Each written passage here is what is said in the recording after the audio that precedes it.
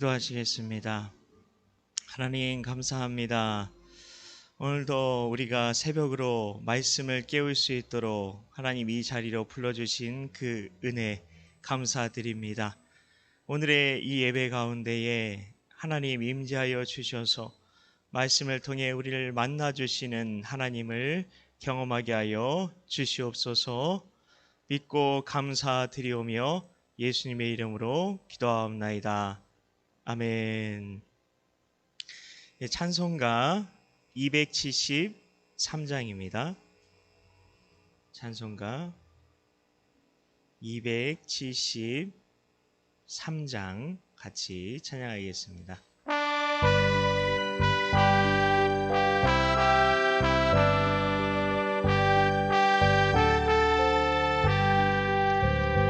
나 주를 멀리 떠났다 이제 옵니다.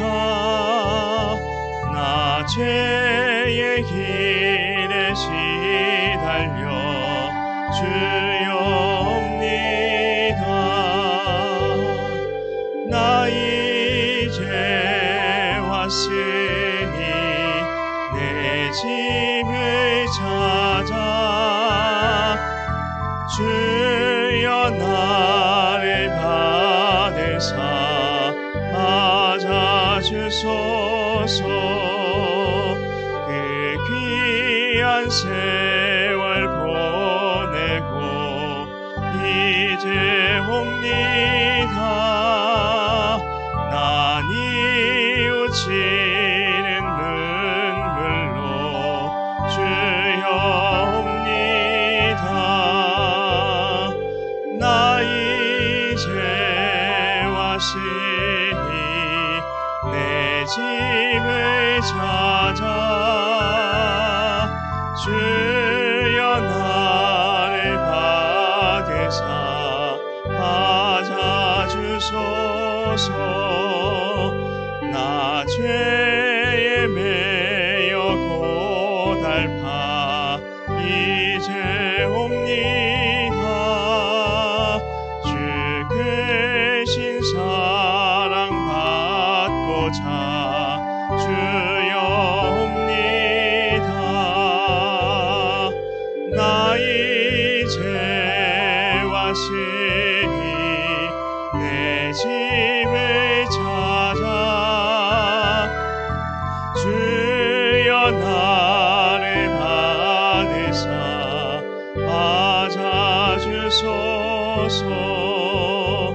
이 병든 마음을 고치려 이제 옵니다. 큰 힘과 소망 바라고 주여 옵니다. 나 이제 왔으니 내 집을 찾아 주여 나를 받으사 맞아주소서. 나 바랄 것이 무언가 우리 주 예수 날 위해 죽임 당하심 믿고 옵니다. 나 이제 왔으니 내 집을 찾아 주여 나를 받으사 맞아주소서.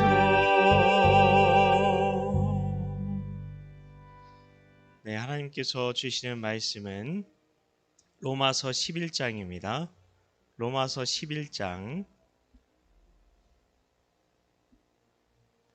13절부터 24절까지의 말씀입니다.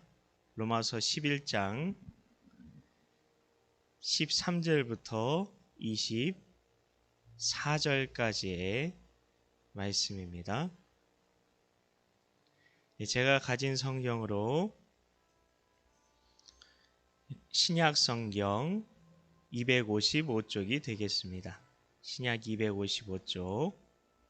네, 성경을 찾으시면 좋을 것 같습니다. 신약 255쪽 로마서 11장 13절부터 24절까지의 말씀 우리 같이 한 목소리로 봉독하겠습니다. 내가 이방인인 너희에게 말하노라. 내가 이방인의 사도인 만큼 내 직분을 영광스럽게 여기노니 이는 혹 내 고륙을 아무쪼록 시기하게 하여 그들 중에서 얼마를 구원하려 함이라. 그들을 버리는 것이 세상의 화목이 되거든 그 받아들이는 것이 죽은 자 가운데서 살아나는 것이 아니면 무엇이리요. 제사하는 처음 익은 곡식가루가 거룩한즉 떡덩이도 그러하고 뿌리가 거룩한즉 가지도 그러하니라. 또한 가지 얼마가 꺾이었는데 돌 감람나무인 내가 그들 중에 접붙임이 되어 참 감람나무 뿌리의 진액을 함께 받는 자가 되었은즉 그 가지들을 향하여 자랑하지 말라. 자랑할지라도 내가 뿌리를 보존하는 것이 아니요 뿌리가 너를 보존하는 것이니라.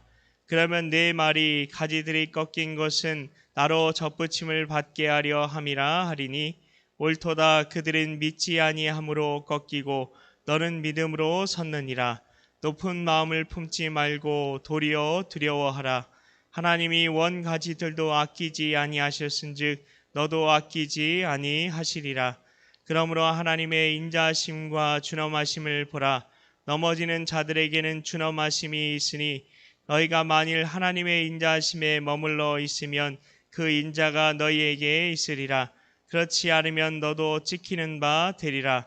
그들도 믿지 아니하는데 머무르지 아니하면 접붙임을 받으리니 이는 그들을 접붙이실 능력이 하나님께 있음이라. 내가 원돌 감람나무에서 찍힘을 받고 본성을 거슬러 좋은 감람나무에 접붙임을 받았으니 원 가지인 이 사람들이야 얼마나 더 자기 감람나무에 접붙이심을 받으랴. 아멘. 새벽 예배에 자리 나오신 우리 성도님들에게 하나님의 은혜가 늘 가득하시길 예수님의 이름으로 축복합니다. 어제 큐티를 못하신 분들도 있을 수 있으니까요.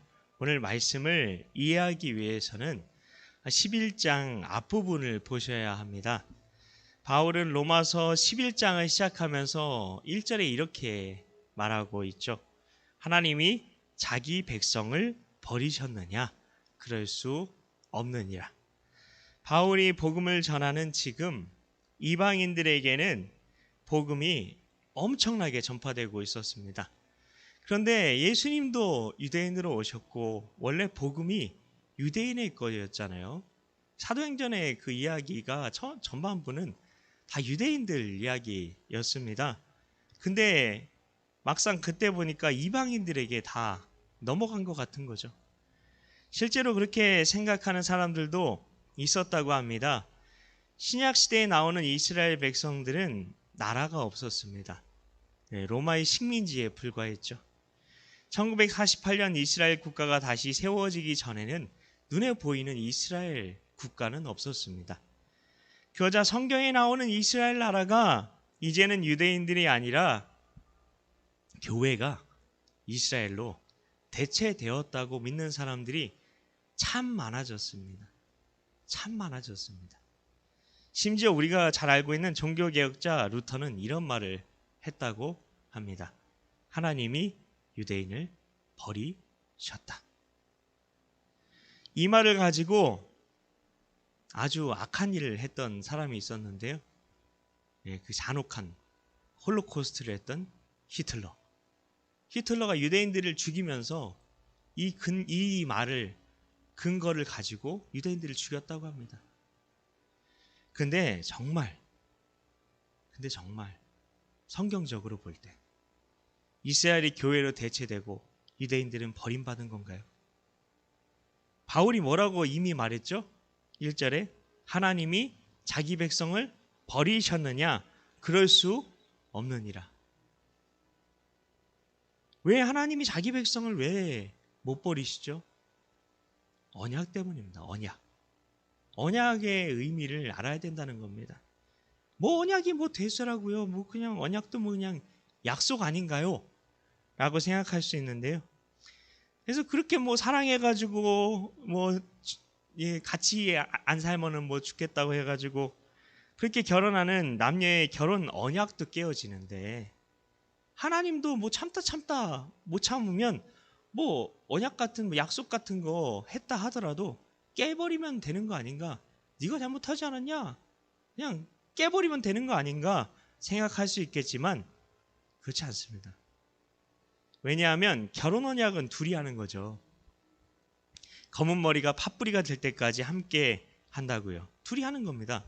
서로 하는 거예요. 쌍방이 하는 거예요. 그러나 하나님의 언약이 그것과 완전히 다르거든요.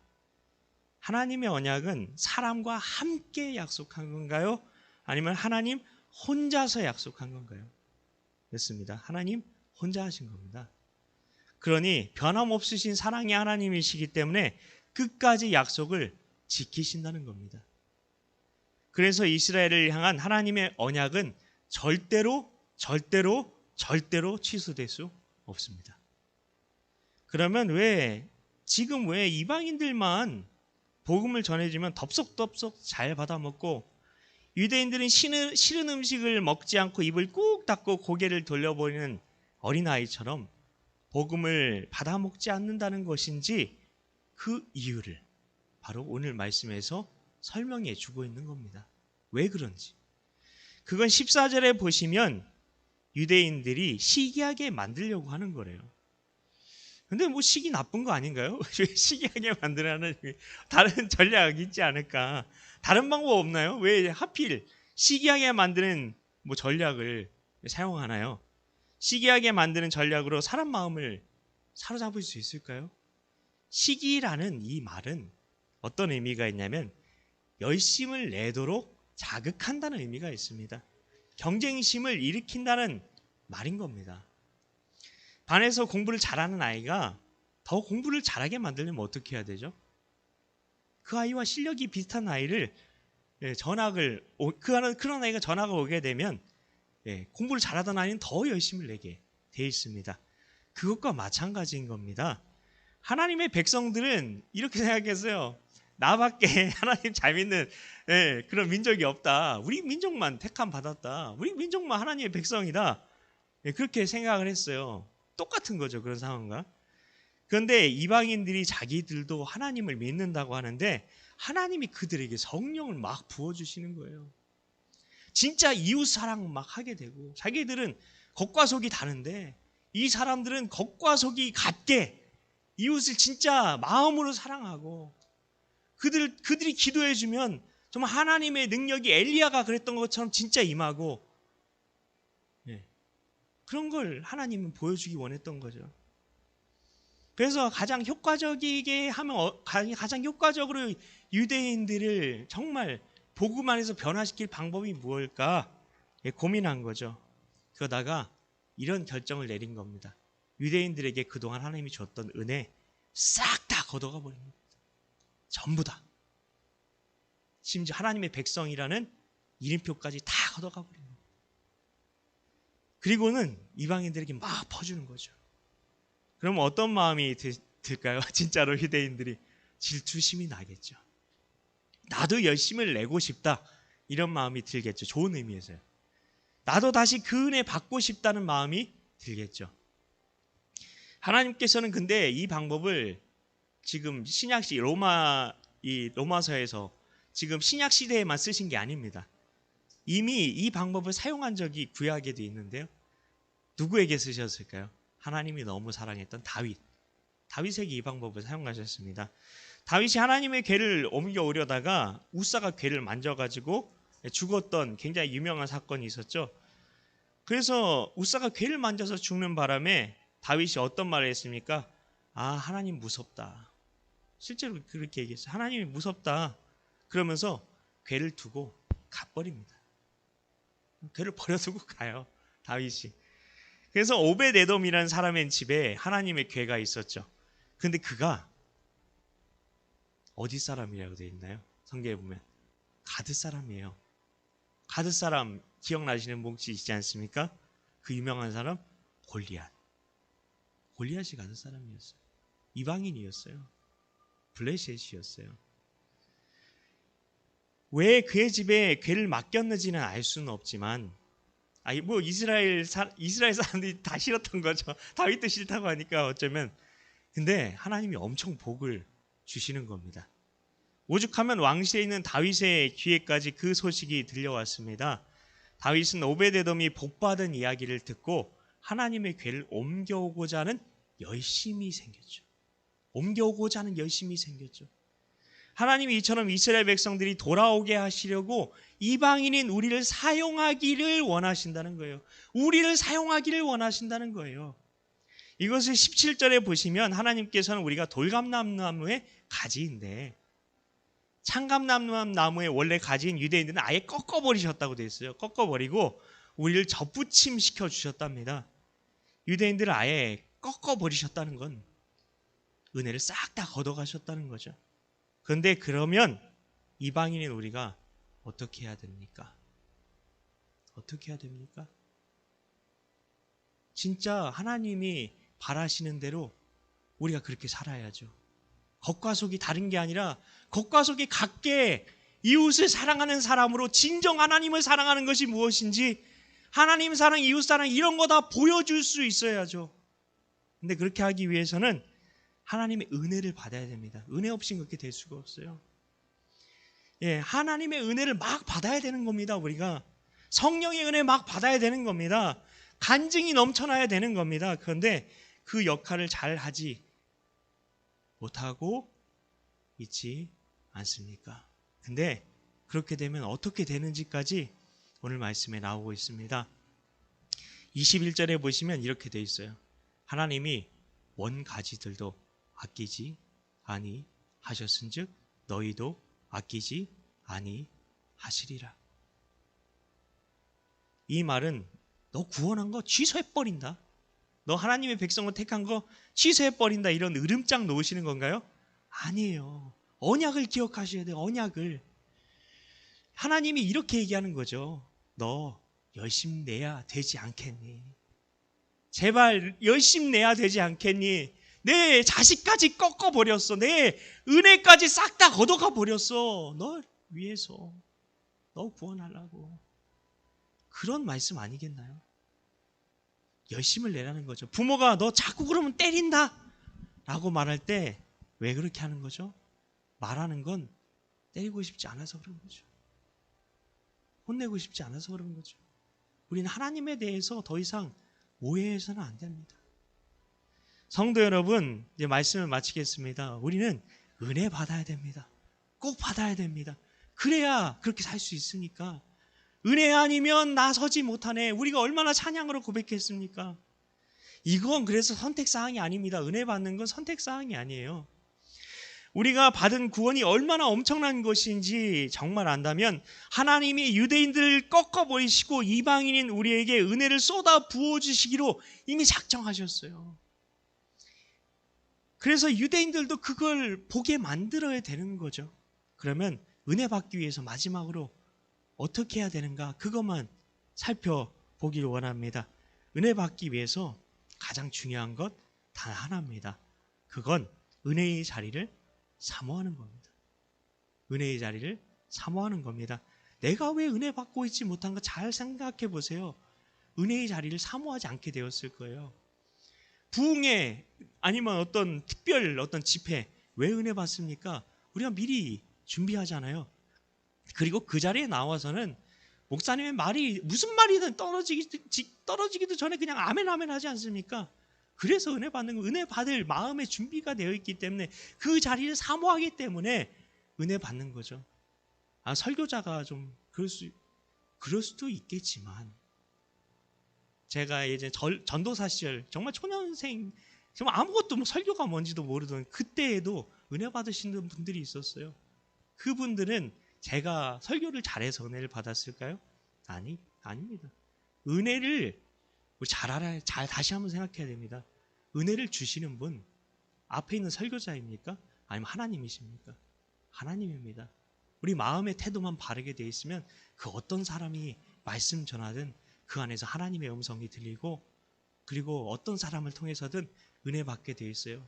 젖먹이들의 입으로도 권능을 받으시고 돌들로도 소리치게 하시는 분이 하나님이심을 기억하시고, 내 믿음이 가장 중요하다는 것, 내 믿음이 변질되면 안 된다는 것, 내 하나님을 향한 내 사랑이 변질되면 안 된다는 그것만 기억하시기 바랍니다. 근데 이미 새벽 예배의 자리에 나오신 여러분들은 예배를 사모함으로, 그 예배의 은혜의 자리를 사모함으로 지켜내시는 분들이시라는 겁니다. 너무나 귀한 분들이십니다. 그래서 그 은혜의 자리를 끝까지 사수하심으로 우리에게 주고자 하시는 하나님의 복과 은혜 다 충만히 받으시길 예수님의 이름으로 축복합니다. 우리 주님과 주신 주기도문으로 같이 기도하겠습니다. 하늘에 계신 우리 아버지, 아버지의 이름을 거룩하게 하시며 아버지의 나라가 오게 하시며 아버지의 뜻이 하늘에서와 같이 땅에서도 이루어지게 하소서. 오늘 우리에게 일용할 양식을 주시고 우리가 우리에게 잘못한 사람을 용서하여 준 것 같이 우리 죄를 용서하여 주시고 우리를 시험에 빠지지 않게 하시고 악에서 구하소서. 나라와 권능과 영광이 영원히 아버지의 것입니다. 아멘. 예, 각자 가지고 나온 기도 제목 가지고 기도하시다가 돌아가시겠습니다. 감사합니다.